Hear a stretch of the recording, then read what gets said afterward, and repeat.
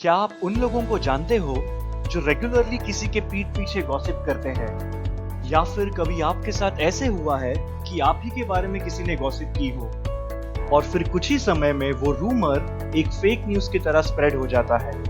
तो क्या ये गॉसिप्स हार्मलेस है? जी नहीं, ये गॉसिप्स उतने ही हार्मफुल है जितनी की एक नेगेटिव न्यूज। क्या आप जानते हैं भारत में पिछले साल 30 लोग मर चुके थे एक व्हाट्सएप की रूमर की वजह से। जितना हम समझ सकते हैं उससे कई ज्यादा हार्मफुल है ये रूमर्स।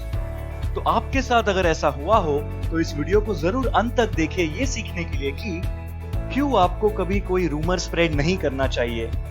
और इसी के साथ इस चैनल को भी सब्सक्राइब कीजिए और बेल आइकन को दबाइए और इंस्पायरिंग वीडियोस। तो आइए शुरू करते हैं। एक बार एक ओल्ड मैन था जिसने ये रूमर फैलाई थी उसका नेबर एक चोर है। वो रूमर स्प्रेड होती गई और एज अ रिजल्ट एक दिन पुलिस ने उसके नेबर को अरेस्ट कर दिया।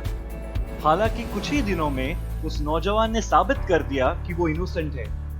अपनी गलती ना होने के बावजूद जेल में जाने के बाद उस आदमी को बहुत बुरा लग रहा था और उसने ये सोच लिया कि झूठा इल्जाम लगाने के चार्ज पर वो ओल्ड मैन के खिलाफ एक केस करेगा। केस के दौरान उस ओल्ड मैन ने जज से कहा कि माय लॉर्ड, मैंने जो कहा वो तो सिर्फ कमेंट्स थे, तो उससे किसी का नुकसान कैसे हो सकता है?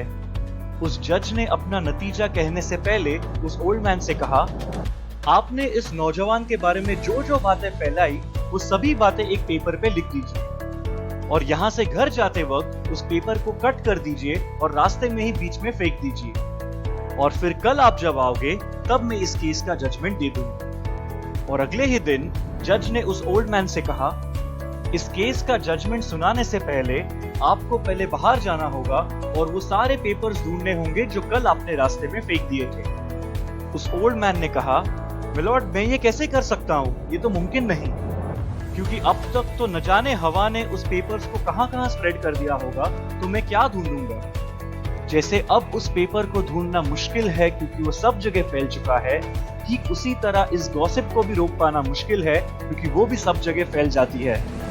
उस ओल्ड मैन को अपने गलती का एहसास हो गया और उसने उस नौजवान से माफी मांग ली।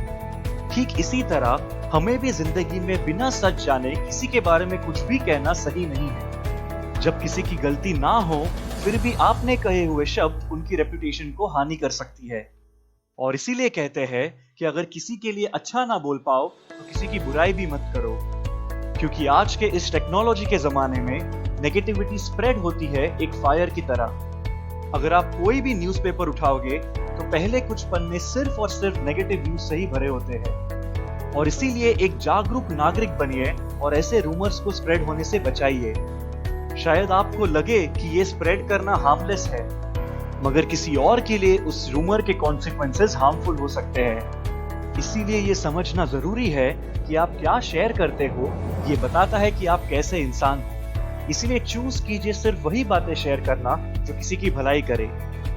अगर वीडियो पसंद आया हो तो जरूर लाइक, शेयर और सब्सक्राइब करें अभय वलसंकर। और आपको ये वीडियो कैसे लगा ये हमें कमेंट्स में जरूर बताएं और वीडियोस देखते रहिए इसी चैनल पे आपके डेली डोज ऑफ इंस्पिरेशन के लिए। धन्यवाद।